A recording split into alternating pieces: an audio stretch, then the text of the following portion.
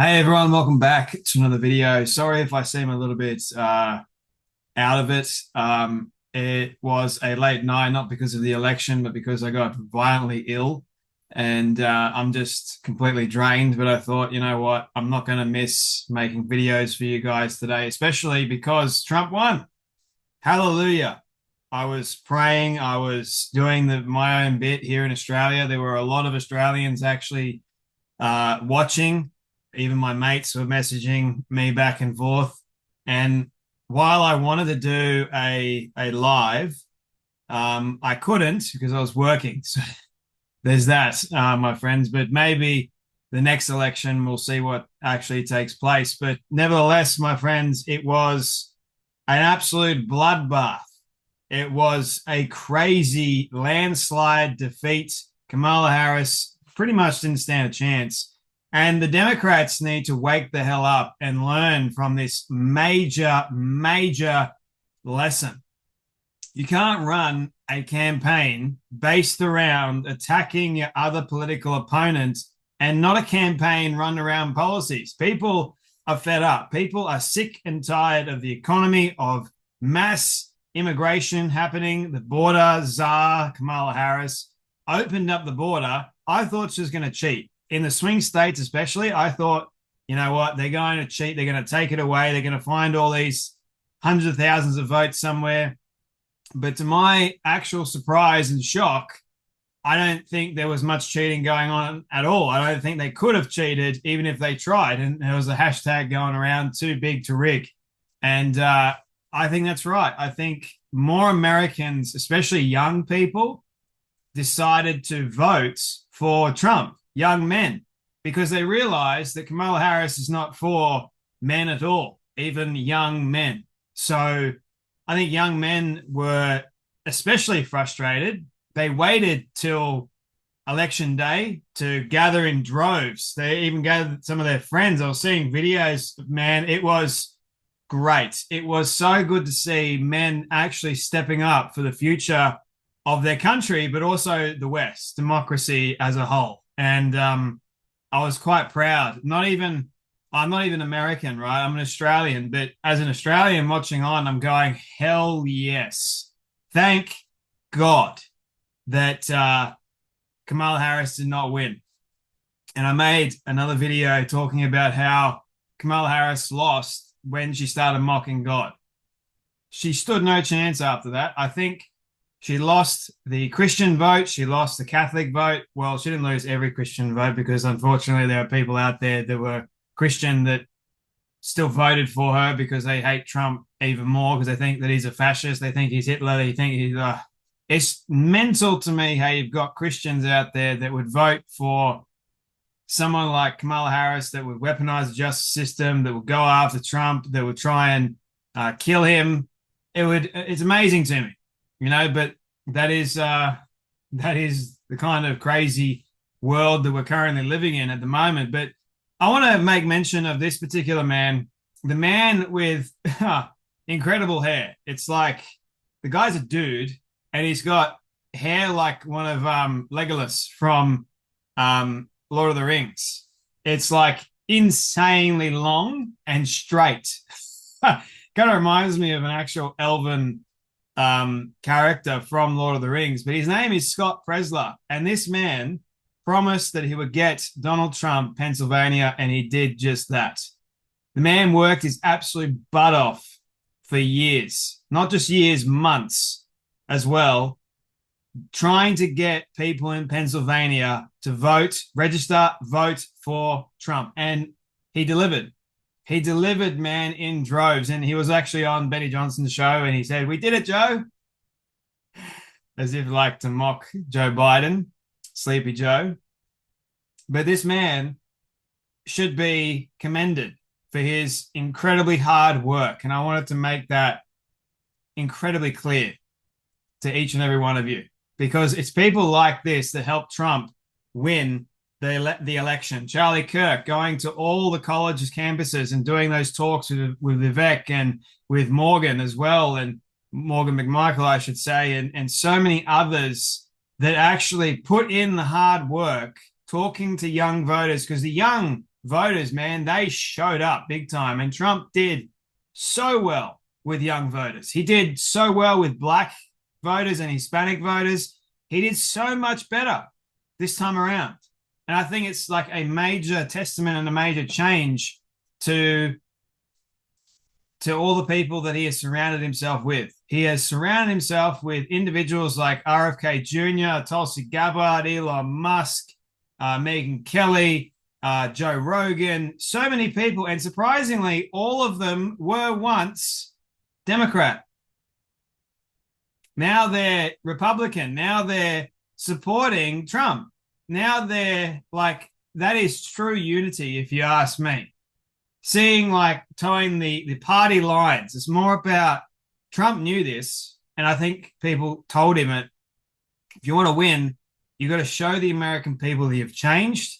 You got to show the American people what you can actually do, what you're capable of. And if you've got all these policies, you can't do it alone, man. You're going to have to bring in help. And like they're literally either the A team or the Avengers. I think they're the A team because I love it. But you have a massive problem at the moment with the Democrats, or the radicals, I should say, especially on MSNBC, the dingbats on The View, that turned up wearing black, like they went to a funeral, except Whoopi and some other woman that was wearing like green. But the others, they wore black. It's concerning. But MSNBC are now calling black and brown men racist and sexist because they didn't vote for Trump. So there's a problem, according to MSNBC, with black men and brown men being racist and sexist somehow because they voted for a white man, not for the black, I should say the Indian now. She'll revert back to being an Indian. Mark my words. They won't call her an African-American anymore. And it's interesting to me how MSNBC is saying this, because it was Obama that said, if you don't vote for Harris, you ain't black. Like, have a watch. Quickly, too. Democrats need to be mature, and they need to be honest. And they need to say, yes, there's misogyny. But it's not just misogyny from white men. Mm-hmm. It's misogyny from Hispanic men. Right. It's misogyny from black men, things we've all been talking about, who do not want a woman leading them. Might be race issues with Hispanics. They don't want a black woman as president of the United States. You know, the Democratic Party, I've always found, when you're sitting around talking, they love to just sort of balkanize everybody into these separate groups and say, oh, white people don't like women and black people. No, it is time for the Democrats to say, okay, and you and I have talked about this before, a lot of Hispanic voters have problems with black candidates. Right. A lot and of with other Hispanics. You got some that don't like each other. And some of the most misogynist things I've heard going on this Get Out the Vote tour came from black men. I mean, misogynist things. So you're absolutely right. It's not simplistic. And we've got to have real honest conversations about it. Honest. I think this is Joe Scarborough. I can't stand the guy. The guy's an absolute dingbat. He's a lunatic. He's just one of those people that shouldn't really be on air. But saying you're a misogynist because you didn't vote for a woman if you're a man, mate, they're black and brown people that voted for the woman, okay? But there was women that voted for the man. So it doesn't make them misogynist. Like, what are you even saying, Joe? You're an idiot. But he's going, oh, we need to be smart about this. You know, we need to be quite transparent. Democrats need to be mature. And you know, we need to be mature about all this stuff going on. You wouldn't even know what maturity is if it hits you in the face. Let me just say that. So Al Sharpton as well agrees. And you're a white man, Joe, speaking down to a black man, and you don't think that's racist? But the black man actually agrees with you. It's just, and then you got a woman sitting right next to you that agrees with the man, that he's saying that it's misogynistic or sexist and racist, that black and brown people voted for a white man. This just shows you the absolute meltdown. But you know what? I don't give a crap because Trump won. Trump won. They're going to make up every excuse under the sun to paint all the people that voted for Trump as racist and sexist and misogynist. Like, not a good idea, man. You're going to destroy your entire audience if you ask me, but you've already done that because you're MSNBC. Nobody trusts you. So Kamala Harris finally conceded. And look, there's a mixed review about her concession speech. I've got quite a few problems with it. It goes for about 11 or so minutes.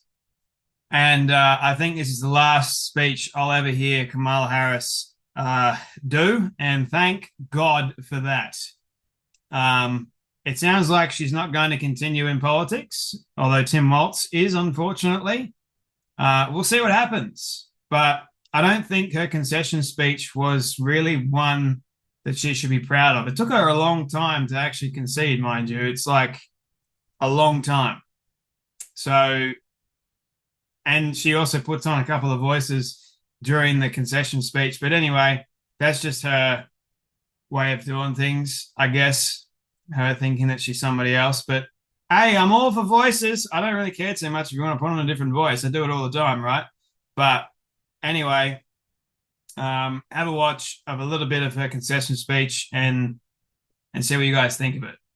Feeling and experiencing a range of emotions right now. I get it. But we must accept the results of this election. Earlier today, I spoke with President-elect Trump and congratulated him on his victory. I also told him that we will help him and his team with their transition, and that we will engage in a peaceful transfer of power.